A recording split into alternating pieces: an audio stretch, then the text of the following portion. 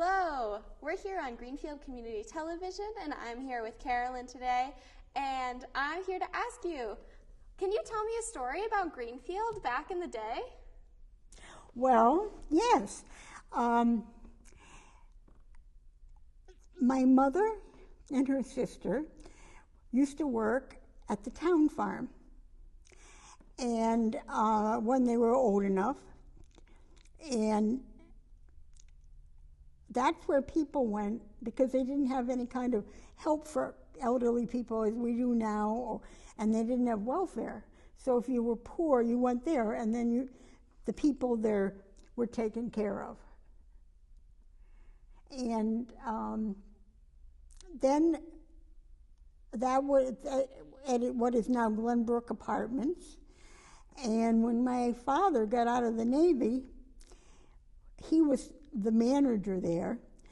And meanwhile, he helped build our house with some carpenters, Maureen Schmidt.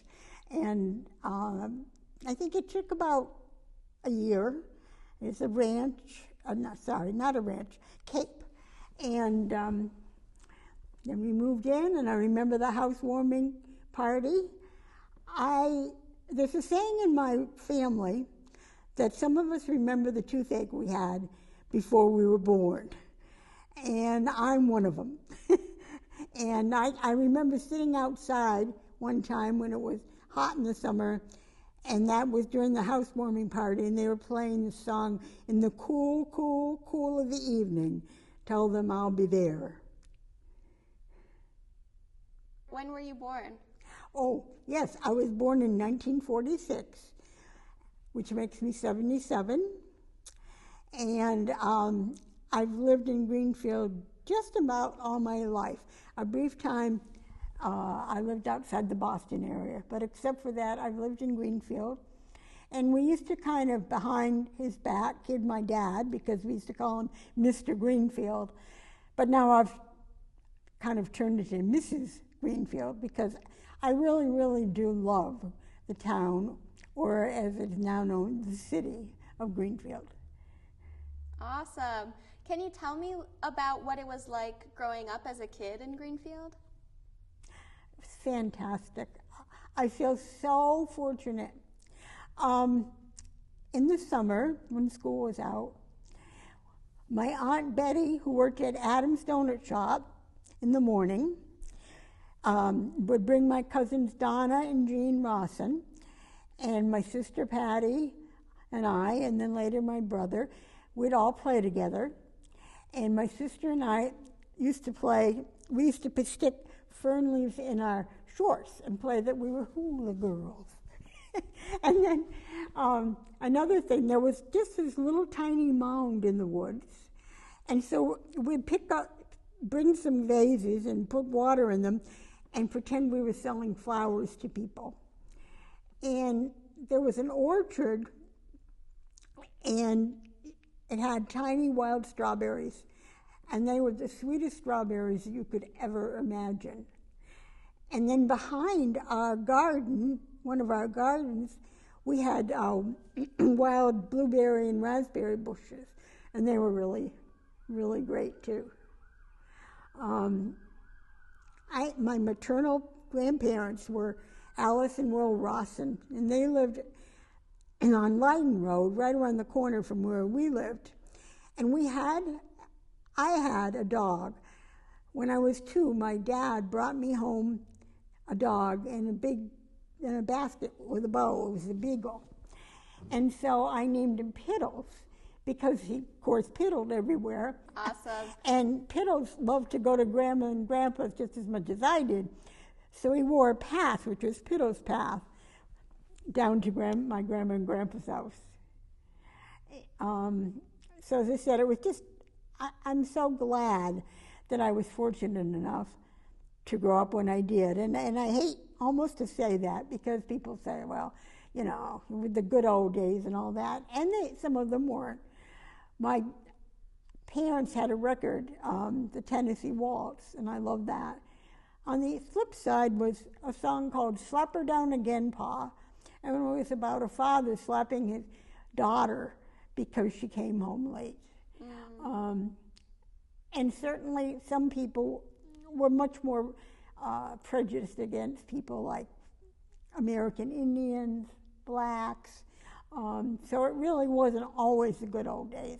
Fortunately, I grew up in a pretty liberal family, and I didn't really have to deal with that, and I'm grateful for that. What did your father do for work? Oh, he was an electrician, and he came out of the Navy. He went in the Navy in World War II and came out a first mate electrician. So that meant that he could run his own company or run a company, etc. My husband was in the Army in World War II. I'm 77. He died, as I said, 2 years ago at the age of 95. So we were 20 years apart, but wonderfully happily married. We both had unfortunate first marriages, unhappy, and so we really, really appreciated each other. We told each other we loved each other multiple times a day. He was a wonderful man, a wonderful teacher. We were each other's best friends. He never smoked. He loved to hike. He climbed up Mount Washington, hiked up at least 8 times. And one time when I was away from the apartment, he asked our oldest grandson, Andrew DeMello, if after he died, he would go and lead us up to in a service and throw some of his ashes off the top of Mount Washington, which is supposed to be illegal, but everybody does it. And so I'm hoping to get it in this summer. And Andrew lives on Armory Street here in town with his father and his father's girlfriend. And then I have a granddaughter, Kaylee DeMello, and she's a beautiful person inside and out. She had an accident, a sledding accident, when she was 15, is now in her early 30s, and so she's paralyzed from a little below the waist down. But, you know, she doesn't let that stop her from doing anything, and she lives with her boyfriend, Ty J, who loves her and helps her. What is your favorite story from your teenage?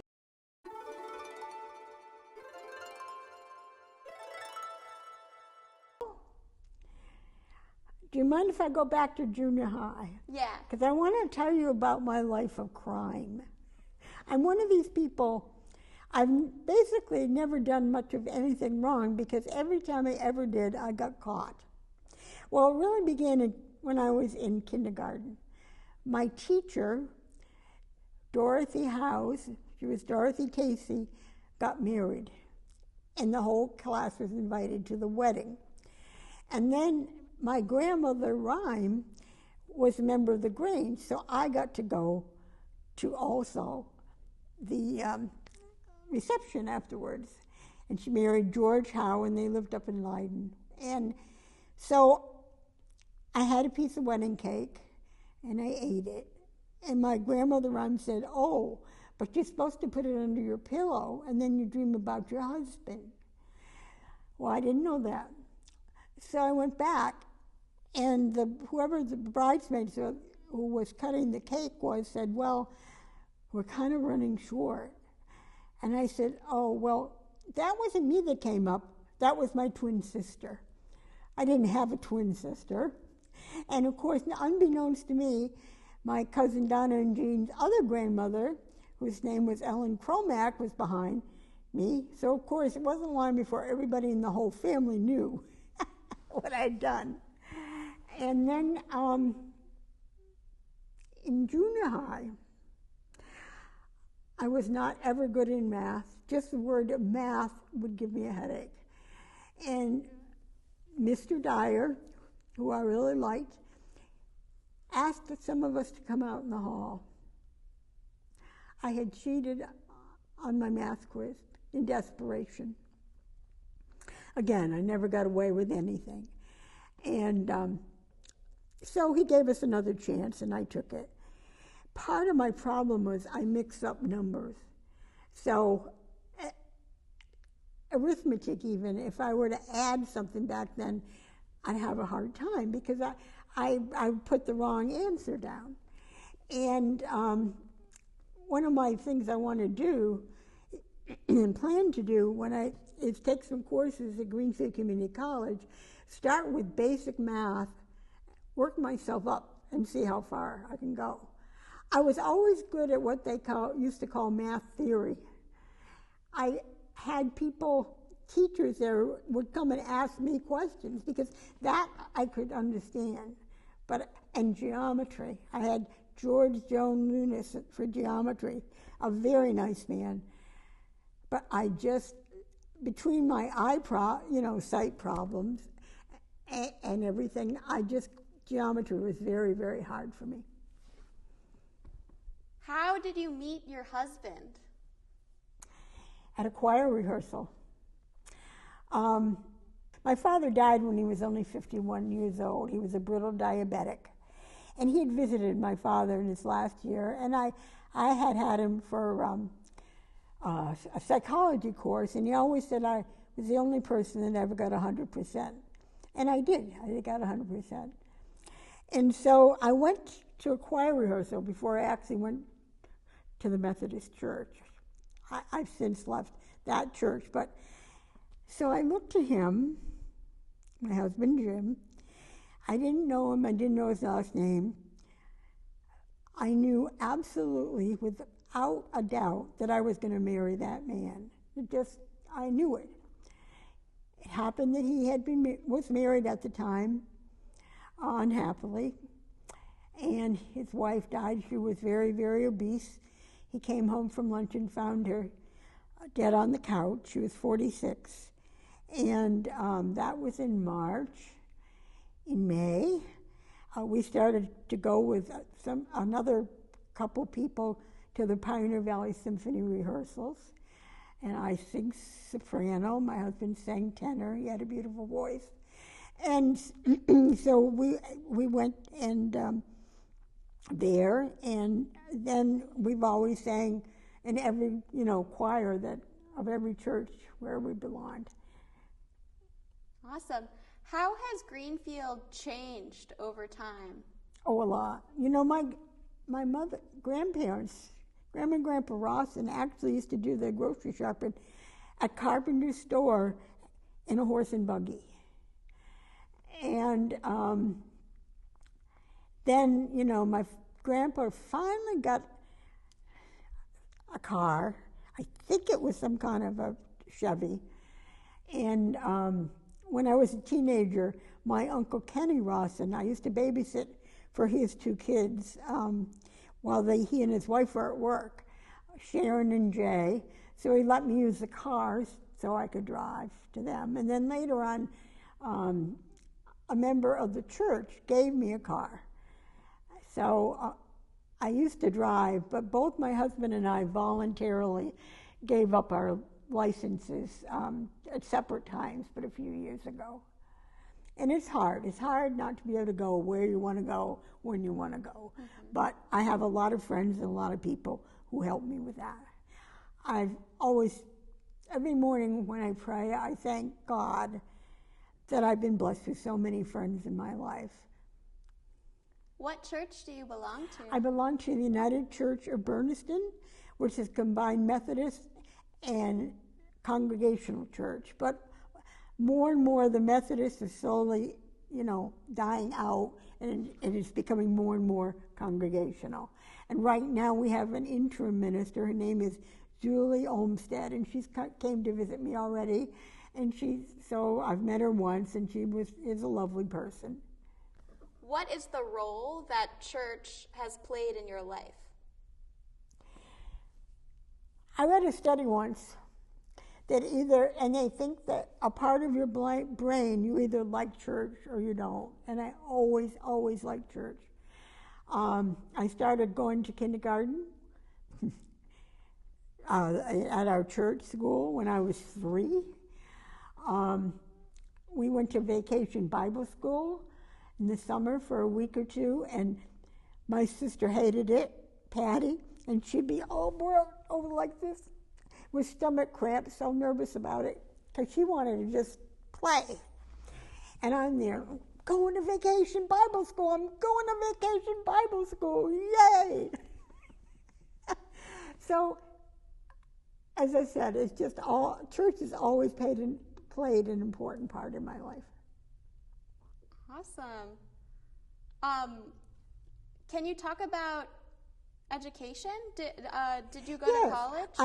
I did. I went to Framingham State for a semester. I did very well there. But I was really too worried about my dad and things that were going on at home, and I wanted to be home to help my mother. I'll tell you about that in a minute. So I went back home. I went to Greenfield Community College.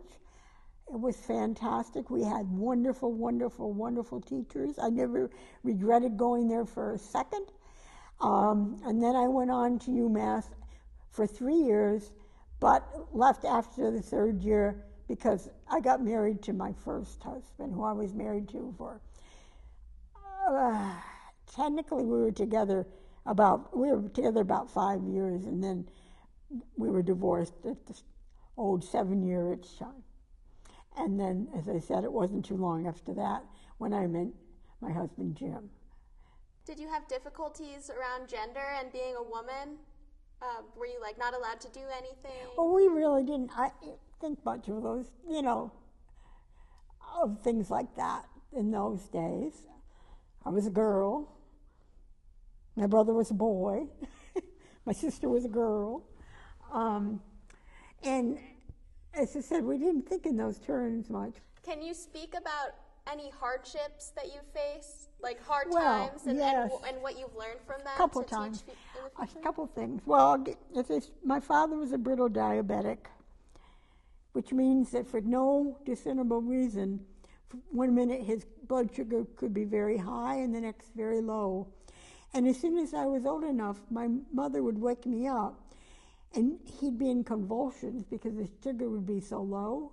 So I'd go down and help her, and we'd dribble ice cream between his teeth until finally he could wake up.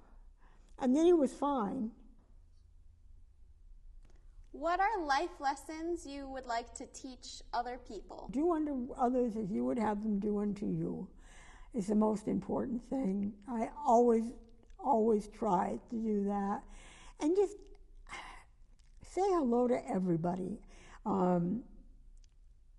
Unless they're busy and looking at their phone or something, I say hello to everybody. And wouldn't be afraid. I don't do it because I don't go to bed pretty early, but I wouldn't be afraid to going out in Greenfield after dark, any place, anywhere. What do you do that brings you joy? Well, I love to read. I worked in libraries all my life. First at Greenfield Community College Library, where I had two other friends, Hope and Deborah, and we were known as a triumvirate. And that's Roman, it's 3 people, and we were like the 3 amigos. And I loved that job. I was head of circulation, so I was the first people that people saw when they came in. And I had a lot of work-study students who were from all over the country and all over the world. One couple actually met each other as work-study students and were married later. So I thought that was wonderful. Just, as I said, smile at everybody, be friendly. There's somebody I pass every day who obviously for whatever reason, she never looks up, and so but I always inwardly at least smile at her. And be happy. You can make yourself sad or happy. My Latin teacher, I took 3 years of Latin in high school, and her name was Ellen Pierce, and her father actually was General Pierce, and that's the General Pierce Bridge that goes from Greenfield to Turner's. And she was, her mother died in childbirth, and she was brought up by him. And we became, Ellen Pierce and I, very good friends, and about once a month she'd take me to a restaurant that's now closed, and we'd go out to eat. She went to Mount Holyoke. We toured Mount Holyoke. And one time she had a place in Plymouth, and I went there to stay for a weekend. She picked me up, and there was another English teacher there, and that was the first time I had lobster, so I was really excited about that. It's hard to imagine, but see, my grandma and Grandpa Ross and I know, and I don't think my grandmother and grandfather Rhyme ever saw the ocean, because they were so far away with the mode of transportation they had at the time. I remember my brownie troop had a party, and so I wanted to stay, but my father and mother went and saw the ocean. And my father used to love to fish off the piers and things like that. I've always liked to go fishing. My father in the morning would wake up, we had a brook, they ran in our house, and he'd catch some brook trout, and then my mother would cook them up, so I'd wake up at breakfast and have a cup of coffee and some brook trout. That's living. Okay, I'd like to sing a song, if I may, before. Yeah. Let there be peace on earth, and let it begin with me. Let there be peace on earth, a peace that will never be, with God as our brother. Loved ones all are we. Let us walk with each other in perfect harmony. Let there be peace on earth. Let this be the moment now. With every breath I take, let this be my solemn vow, to live each moment and walk each moment in peace eternally. Let there be peace on earth, and let it begin with me.